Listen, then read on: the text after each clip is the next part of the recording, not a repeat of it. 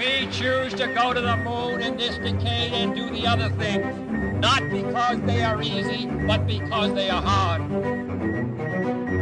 If you're going to pick some place to die, then why not Mars?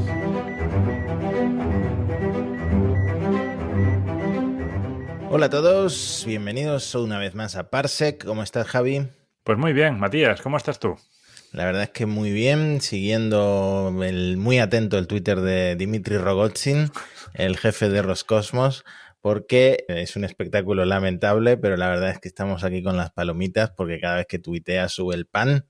Bueno, en Rusia el pan ya ha subido bastante. Y va a subir en todas partes, me temo, pero... Pero bueno, es que este hombre, aparte de propaganda rusa, hoy ha subido un vídeo de Tom y Jerry que no sé ni siquiera si tiene mucho sentido, ¿no? No tiene ningún sentido. O sea, para empezar, pone los carteles estos de Tom siendo Rusia. Y todos sabemos que Tom es el abusón en los dibujos animados. O sea, ¿estás reconociendo que estás haciendo de abusón en esto? Y además corta el episodio sin que se vea que al final Tom se lleva una somanta de palos, que bueno, es lo que suele pasar en Tom y Jerry. Todos.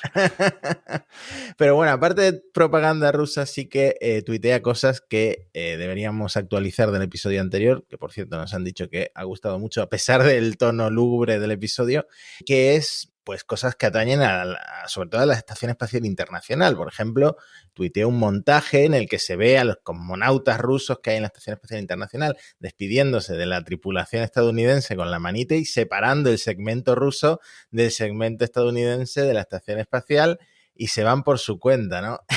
Y se van con polémica, porque... igual se llevan algo que no es suyo.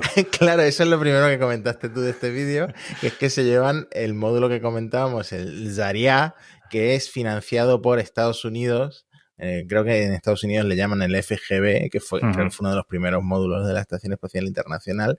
Y en esta animación que hicieron, pues se lo llevan, ¿no? Se lo llevan para ellos. Pues sí, eso va a dar que hablar. Lo cierto es que la nave Progress, que está en la Estación Espacial Internacional, sigue haciendo sus encendidos de motor, correcciones de órbita, preparaciones para el atraque de nuevas naves, entonces todo eso sigue funcionando con normalidad, ¿no? Y menos mal.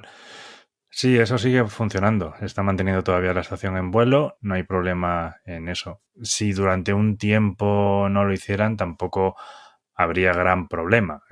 Se estima que la estación aguantaría unos 2 años en órbita, más o menos. Y además ahora estamos en un periodo del ciclo solar bastante bajo, con lo cual la densidad no es muy potente y eso da también un cierto margen. Pero tampoco hay nada, o sea, de momento no hay nada de que preocuparse, seguimos haciendo encendidos y la ISS sigue manteniendo la órbita. Exactamente, es que depende esa reentrada sin control de la Estación Espacial Internacional, si los rusos abandonaran la estación, primero que no sería inmediato, tú lo has dicho, un par de años como mínimo, pero depende de eso, de la atmósfera solar y de la actividad solar, etc. Entonces, ¿qué más ha dicho Rogozin? Se ha peleado con todo el mundo, se ha peleado con Scott Kelly, esto lo comentamos también nosotros en privado, Scott Kelly habla ruso perfectamente. O eso parece, tampoco veo que no soy capaz de juzgar si es perfectamente o no, pero da el pego. Según el botón traducir de Twitter, que es el héroe de esta guerra, habla muy bien, de hecho se dirige a Dmitry Rogozin como Dimon, que es como un diminutivo, es como si yo te llamo Javi, pero esto Rogozin se lo tomó muy mal, porque aparte parece que en ruso existe el tú y el usted, y Kelly estaba usando el tú. Entonces acabó bloqueando Rogozin a Scott Kelly. Scott Kelly lo mandó a trabajar a un McDonald's antes de que el McDonald's cerrara en Rusia como tantas empresas, porque claro, Rogozin lo está vendiendo. De hecho, hubo una conferencia en Rusia en la que hizo algunos cálculos. Por ejemplo, dijo que negarse a lanzar el OneWeb ha infligido sobre Occidente pues un coste de 8.000 millones de dólares y negarse a entregar motores a Estados Unidos, otro gasto de 4.000 millones, otra pérdida de 4.000 millones de dólares. Yo no sé si son números inventados, probablemente sean números inventados. Suenan un poco altos.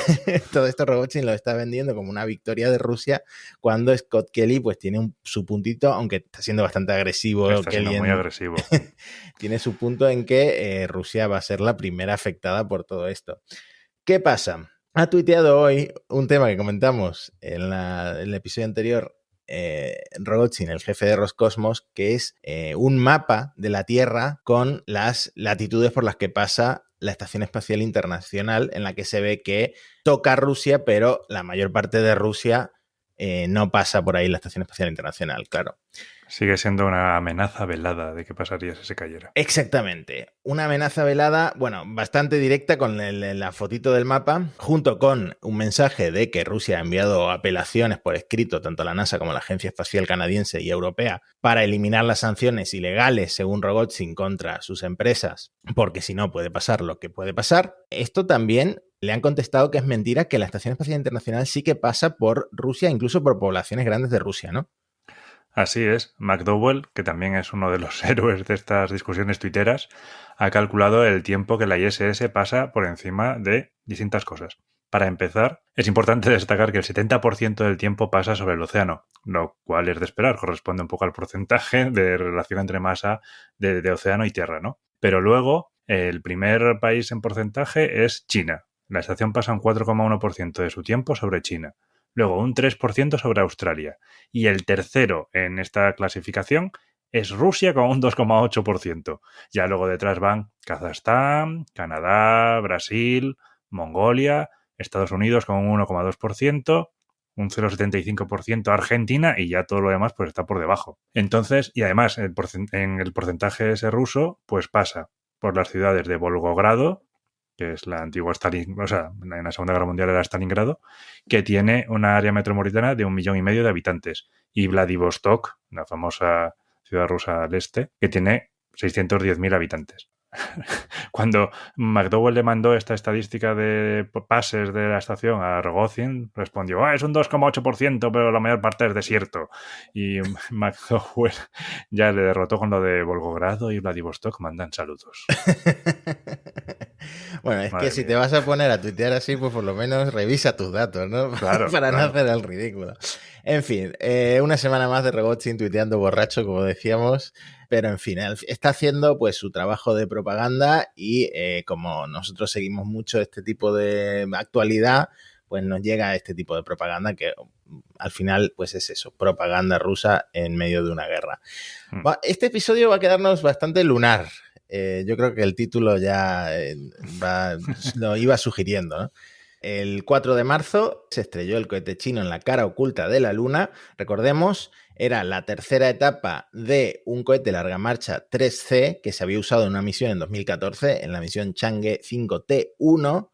Del tamaño de un autobús, esta etapa se estrella en la cara oculta de la Luna a 9.300 kilómetros por hora. Y se estima que se estrelló en un cráter bastante grande en la cara oculta de la Luna que se llama Hertzsprung, un cráter de 520 kilómetros de ancho, pero todavía no hay fotos del impacto.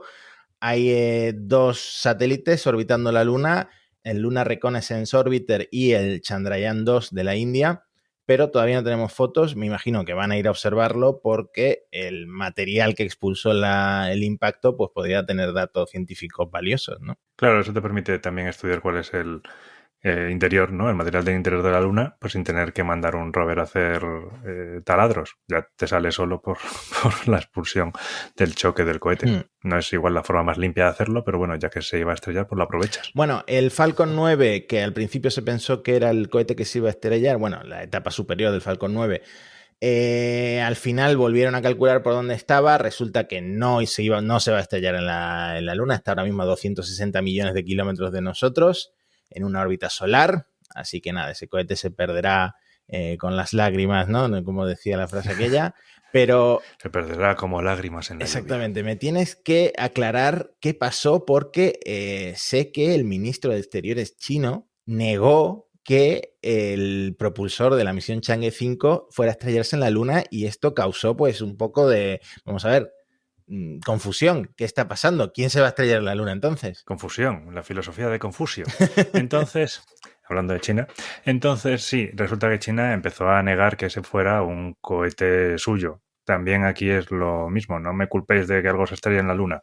Y entonces el ministro declaró que no podía ser el cohete de la Chang'e 5 porque ese cohete había reentrado en el Pacífico. Pero, muy astutamente quizá, dijo Chang'e 5.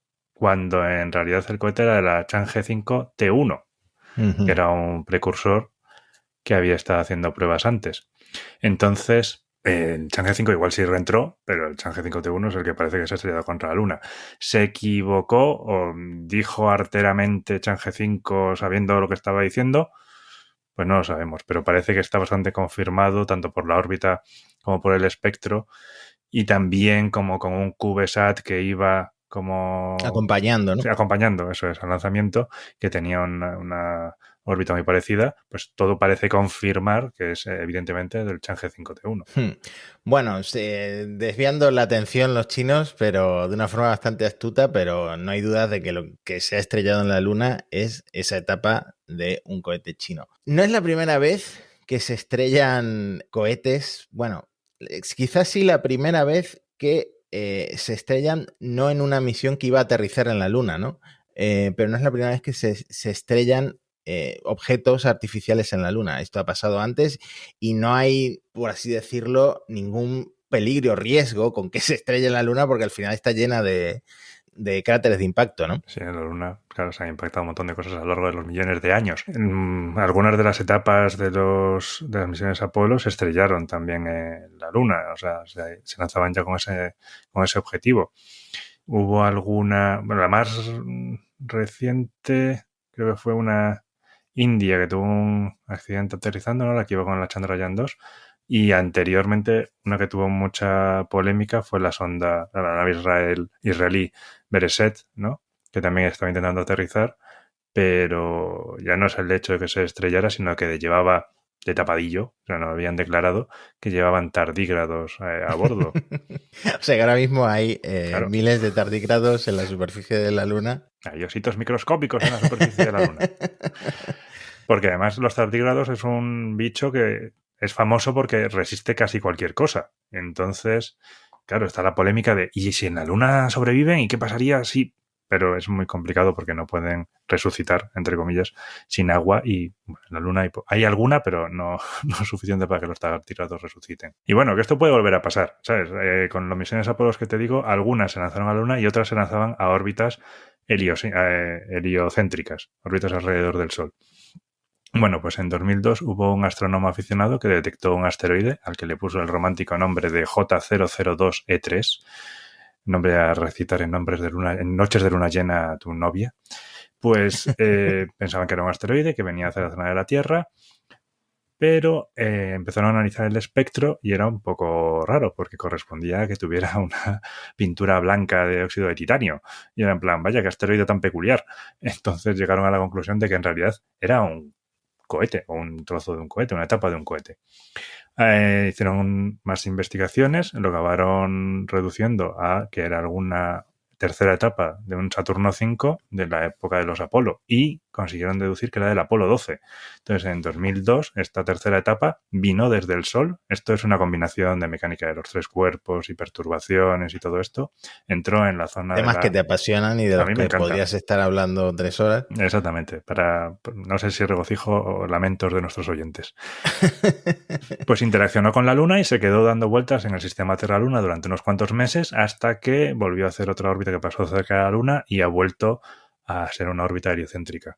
Se supone que dentro de 40 años volveremos a tener esta etapa que nos echa de menos y volverá a la zona terrestre. Quizás en algún momento pues estampe también contra la Luna. Esto nunca se sabe. Sí.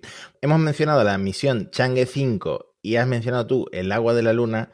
Fíjate qué casualidad, porque esta misión, o sea, si la que se estrelló en la Luna, la Chang'e 5T, era pues una prueba para demostrar que los chinos podían hacer reentrar una cápsula en la Tierra después de lanzarla al espacio, la Chang'e 5 fue la primera misión china que trajo de vuelta muestras de la Luna. De hecho, lo completaron con éxito. Creo que en diciembre de 2020 fue cuando aterrizó la cápsula. Hay imágenes en las que se ve la cápsula recién aterrizada. Y ahora la noticia que ha saltado hace muy poco es que el módulo de aterrizaje de esta misión, que creo que sigue en la Luna, porque hay una parte que sigue en la Luna y hay otra parte que despegó para volver a la Tierra, detectó signos de agua dentro de las rocas en el suelo lunar. según los científicos chinos, que esto realmente ya se había confirmado con observaciones de telescopio desde la Tierra, pero mientras estaban, o sea, cuando estaban en la Luna, con el Chang'e 5, el módulo de aterrizaje usó instrumentos de a bordo para tomar una serie de medidas científicas como la reflectancia espectral de las rocas lunares, y a través de este proceso pues se encontraron que algunos tipos de roca tienen moléculas de agua presentes en 120 partes por millón y otras pues un poquito menos, ¿no? O un poquito más. Otro descubrimiento pionero de los chinos, que en cuestión de unos años pues tienen rovers en la Luna, han traído muestras de la Luna, están también en Marte. O sea, el programa espacial chino va a una velocidad. Quieren traer también muestras de Marte en lo que ahora podríamos llamar una carrera con Estados Unidos y con Europa, que también tiene su misión, la Mars Sample Return. Así que a ver quién gana esta carrera marciana. Ahora en un ratito vamos a hablar de la misión Artemis 1, también relacionada con la Luna. Pero me comentabas tú el otro día que precisamente una parte de la misión Chang'e 5, que es el módulo de servicio, que sigue orbitando la Luna, les ha pisado la órbita a la misión Artemis 1 de la NASA, ¿no? Así es, el Chang'e 5, el módulo de servicio, que fue el que vino desde la Luna para dejar las muestras lunares que habían recogido, dejarlas caer, ¿no? Que reentraran, pues se ha dedicado desde que cumplió esa parte de la misión a dar vueltas por el sistema solar. Uh-huh. Debe de ser que le sobraba un poquillo de combustible y el Chang'e 5 primero lo movieron, si no recuerdo mal, al punto L1 del sistema Sol-Tierra, que es un punto clásico donde se ponen las naves de observación solar, y estuvo dando unas vueltas ahí. Y luego también, pues no se debían de aburrir y dijeron, ¿ahora qué hacemos? Y lo volvieron a lanzar hacia la zona terrestre, y los observadores aficionados de satélites, porque no hay una confirmación oficial, empezaron a ver la órbita en la que el Chang'e 5 se había situado, y resulta que es una órbita que se llama órbita retrógrada distante.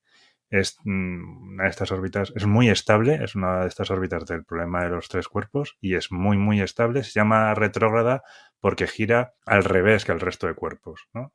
Uh-huh. El oyente no está viendo a Javi, pero está haciendo como muchos gestos con la mano, muchos círculos, mientras se explica todo esto. Es que en la carrera nos explicaban lo que era la regla de la mano derecha, y era que si tú ponías la mano derecha con el pulgar hacia arriba y los dedos un poquito en curva, eso te indica uh-huh. el sentido del giro que tiene la mayor parte de los cuerpos, que es básicamente al revés de las agujas del reloj si lo miras desde arriba, o vamos, lo que normalmente llamamos arriba, ¿no? La convención de lo que es arriba. Bueno, pues una órbita retrógrada va al revés, ¿no? Iría como si pusieras el pulgar hacia abajo y los dedos fueran, pues, en la otra dirección, en el sentido de las agujas del reloj. Uh-huh. Y esta es una órbita muy estable, que por eso también se quiere usar para la Artemis 1. También se consideró en el pasado para la misión de redirección de asteroides, que era para lo que se quería usar en su momento los cohetes más potentes y la nave Orión, que luego ahora se ha reutilizado para la Artemis. Pero eso, no hay confirmación oficial. Creen que están probando distintas técnicas para el futuro, para tenerlo probado para futuras misiones. Ya veremos, hay que esperar una confirmación oficial, pero sí, parece que le han pisado la órbita de Artemis. Bueno, ahora me hablas un poquito más de Artemis. Antes, por acabar con China, el rover chino Yutu 2, que también está en la Luna, este era de la misión Chang'e 3, ha encontrado unas esferas de cristal transparente, como si fueran canicas. ¡Canicas selenitas! Canicas selenitas en la cara oculta de la Luna. Y resulta que estas esférulas, que es como se llaman, de vidrio, son bastante habituales en la Luna, aunque lo normal es que sean más pequeñas. Estas son de 3 centímetros y normalmente son de 3 milímetros, entonces es algo como nunca visto y aparte transparentes, ¿no? Que suelen tener algo más de color. No es un artefacto alienígena, de hecho se sabe perfectamente cómo se forman. Jolín, pues YouTube ha tenido ya muchas oportunidades para encontrar artefactos alienígenas, ¿eh? La piedra esa, luego las canicas. Estamos ya a punto de encontrar a los selenitas. Bueno, según los científicos chinos, esto pasa cuando los silicatos que hay en la superficie del lunar se someten a muy altas temperaturas y luego se enfrían. Y sí que hay en la Luna actividad como para que se someta este material a altas temperaturas. Por un lado, la actividad volcánica. La Luna tuvo en el pasado una gran actividad volcánica que condujo a la formación de vidrio volcánico como este. Hay mucho vidrio en el regolito lunar, por lo visto, y aparte los impactos de meteoritos que también generan muchísimo calor y acaban dando lugar a la formación de vidrio. De hecho, el vidrio es tan omnipresente en la Luna que podría ser un recurso muy valioso para futuras colonias lunares. Podríamos usarlo como, por ejemplo, ¿para qué? ¿Construcción? ¿O herramientas? ¿Ventanas? ¿Vidrieras? Pues no sé, tendríamos que investigar más para qué se puede usar, pero definitivamente hay vidrio en la Luna y se puede usar, por lo menos para jugar a las canicas, eso seguro. Para aburrirse no se va. Unos bolones de 3 centímetros, vamos, las sacas a todas del hueco. Te llevas la partida de calle. Bueno, Artemis 1 o en español Artemisa 1, la primera misión de la vuelta de la NASA a la Luna. A ver, estamos a punto de vivir un hito en esta misión. Cuéntame un poco más. El 18 de marzo harán el rollout del SLS. Es decir, van a hacer el traslado de lo que es el cohete ya desde el ¿cómo se llama? El edificio de ensamblaje, el ensamblaje vertical. Van a mover el cohete hasta la plataforma de lanzamiento, que es la 39B, ahí en el Centro Espacial Kennedy. Y lo que van a hacer ahí es una serie de pruebas. Tras ese viaje de 6,5 kilómetros, harán las pruebas finales previas al lanzamiento. Esto se llama el ensayo general húmedo porque el cohete ya está lleno de combustible.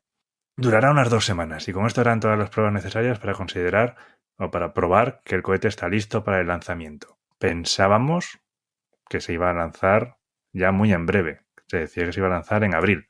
Y con esta prueba pues parecía que sí, pero la NASA ha dicho que no. Que a pesar de todo están con bastantes... O sea, aunque esto vaya así, van con retrasos, no va a ser en abril. Hay una ventana en mayo, entre el 7 y el 21 de mayo, pero la NASA tampoco lo ve claro. Es que además las justificaciones que tienen muchas cosas sobre la mesa, ¿no? Hay mucho que hacer. Para mayo no nos da. Fíjate, Semana Santa en medio, no nos cuadra. El 1 de mayo es fiesta, el 2 de mayo en Madrid no podemos tampoco, fatal. Nos viene fatal para mayo. Luego hay otra ventana en junio, que es entre el 6 y el 16, que parece probable. Pero por si acaso también han anunciado que hay otra ventana en julio. Entre el 29 de junio y el 12 de julio también hay otra ventana. No vaya a ser. Bueno, julio, buena fecha para pegarse un viaje a Florida y verlo en directo, ¿no? Pues ojalá, ¿no? Si lo permite el COVID, la guerra, etcétera, etcétera, etcétera, estaría muy bien presenciar eso en directo. Además, tiene que ser súper potente el lanzamiento, ¿no? Wow, madre mía, eso tiene que temblar todo. Hace poco, bueno, se viene hablando de cifras de las misiones Artemis muchísimo tiempo, pero hace poco el inspector general de la NASA, Paul Martin, bueno, ha cambiado hace poco el inspector general de la NASA, pues con la nueva administración y tal, repasó los números y son bastante escalofriantes. Un solo cohete SLS cuesta 2.200 millones de dólares. Recordemos que las misiones Artemis, pues esta ni siquiera es tripulada, ni siquiera va a llegar a la Luna, es un vuelo alrededor de la Luna, ¿no? Y de vuelta a la Tierra, para probar la nave Orión, etc. La nave Orión, de hecho, otros 1.000 millones de dólares. Lo que es, bueno, esto sí es reutilizable. Los sistemas terrestres que hacen falta para el lanzamiento, casi 600 millones de dólares. Y el módulo de servicio de la Orión, encargado de la Agencia Espacial Europea, con parte de desarrollo de Javi aquí presente, ¿no? Hombre, claro, la ADV estaba ahí, en espíritu. Otros 300 millones de dólares. ¿A ti cuánto te llegan de estos 300? Ya no te llega nada. No. De esto yo no he visto nada. Pero estos 4.000 millones en total no incluyen los decenas de miles de millones de dólares en gastos de desarrollo que llevamos viendo desde 2005, porque el SLS es un cohete que se ha retrasado muchísimo, que ha tenido problemas, las misiones Artemis también se han retrasado. Y ojo, porque Paul Martin, el inspector general de la NASA, que es una figura que, aunque sea de la NASA, juega un poco en contra, porque juega un poco a... Pues, este es el abogado del diablo. Sí, exactamente, atizarles un poco cuando se pasan.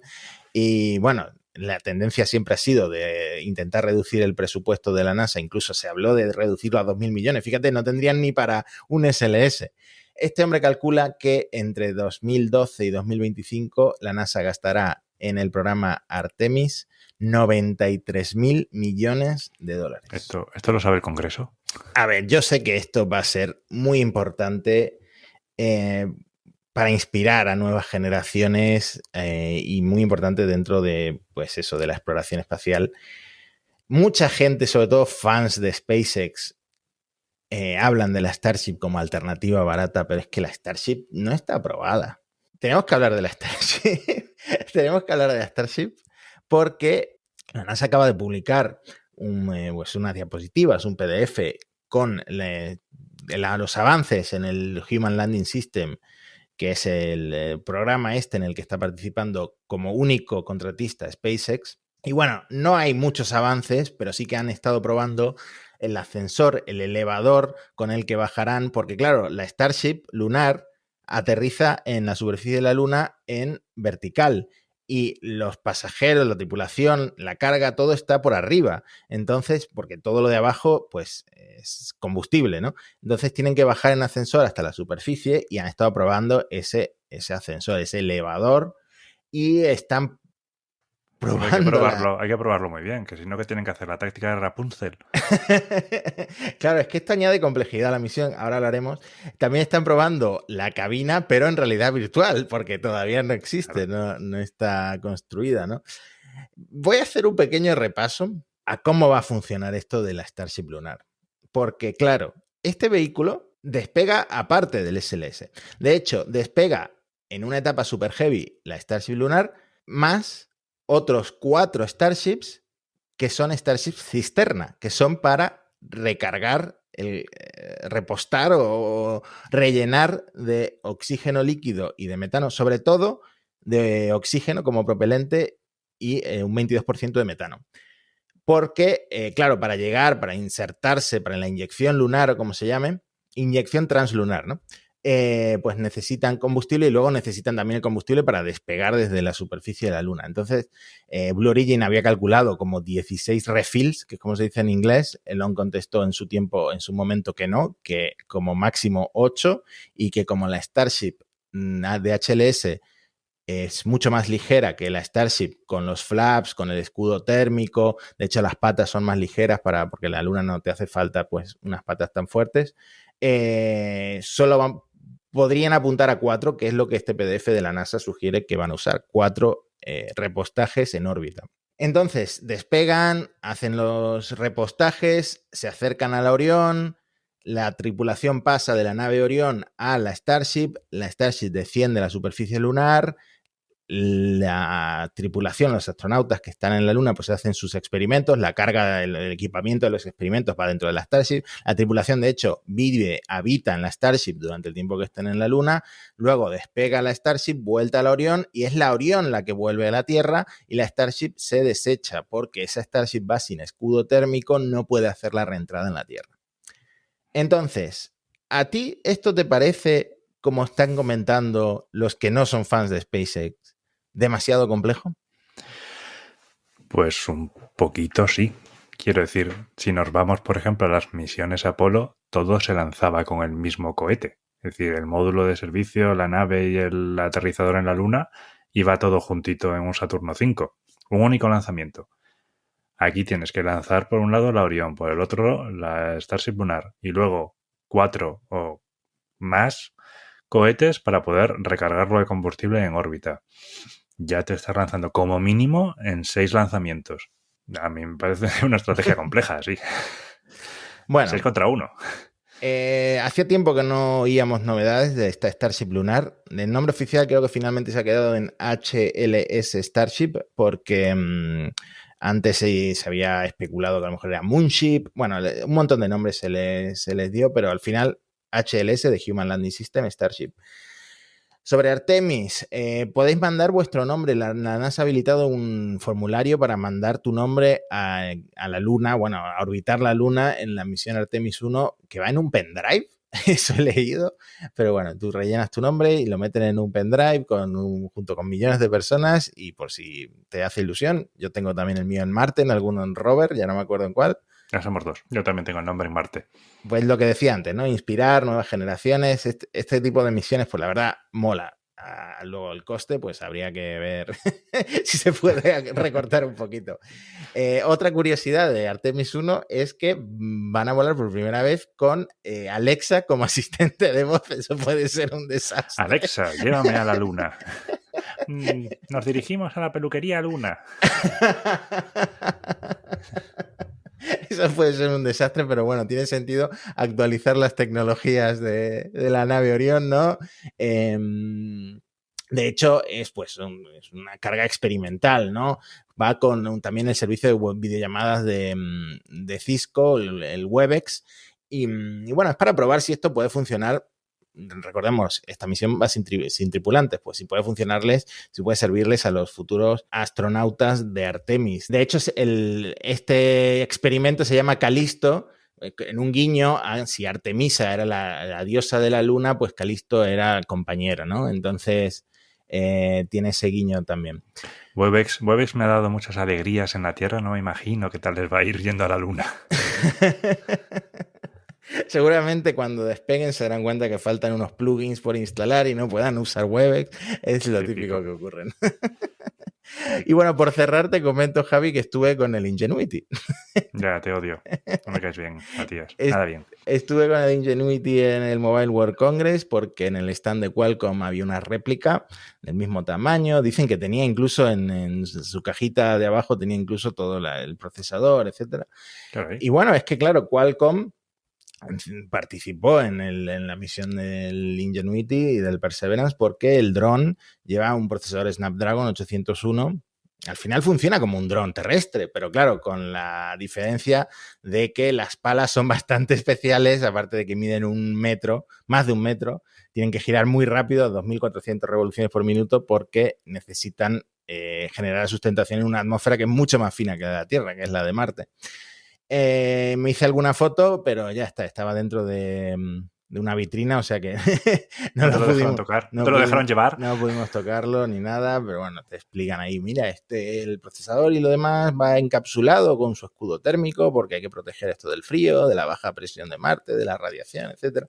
Así que nada, estuve con el Ingenuity, pero con un vidrio por medio, ¿no? El Ingenuity que, por cierto, va por el vuelo 21. Recordemos que el objetivo inicial eran 5. Increíble, ¿no? O sea, vamos, se han pasado ya de frenada. Y eso que, por ejemplo, la tripulación, o sea, la tripulación no, los científicos, los que llevaban el Perseverance, no les gustaba mucho Ingenuity, porque claro, cada vez que tenían que estar pendientes de Ingenuity, se quitaban de observaciones de Marte, que era para lo que iba el Perseverance. Pero bueno, o les han convencido o ya el Ingenuity vuela por su cuenta, lo cual también sería todo un logro. Sí, mientras que el Perseverance se ha atascado ya varias veces, que tiene una piedra aquí en la rueda, que tiene otra piedra aquí no sé dónde.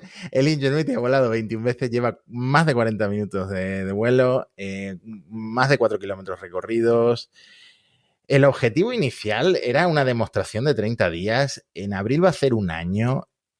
O sea, espectacular lo que está durando este pequeño helicóptero.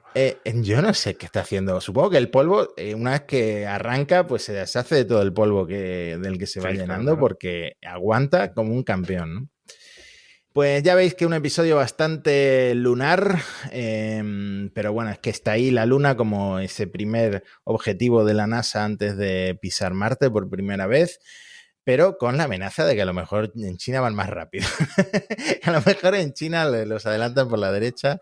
Y hombre, para llegar a Marte, igual sí. Para llegar a la Luna, yo creo que ahí no hay competencia. Sí. O sea, Artemis puede ir con cierto retraso, pero es un programa más o menos sólido. China todavía no tiene un cohete que pueda lanzar a astronautas hasta la Luna. Así que, bueno, en ese aspecto, a la Luna creo que llegará antes los Estados Unidos. A recoger muestras de Marte, ya veremos. ¿Quién te dice que el cohete chino que se estrelló en la Luna no era una prueba secreta para un futuro vuelo tripulado? Madre mía. Me encanta esta conspiración, tenemos que empezarla en Twitter o algo. Es que con tanto secretismo en la Agencia Espacial China, claro. Pues es lo que pasa, que nos inventamos conspiraciones todos los días. Se puede justificar cualquier cosa. Lo dejamos por aquí una semana más esperando que Rogozin siga tuiteando para darnos más contenido. Y nos vemos en la semana que viene en otro episodio de Parsec. Adiós. We choose to go to the moon in this decade and do the other things, not because they are easy, but because they are hard. If you're going to pick some place to die, then why not Mars?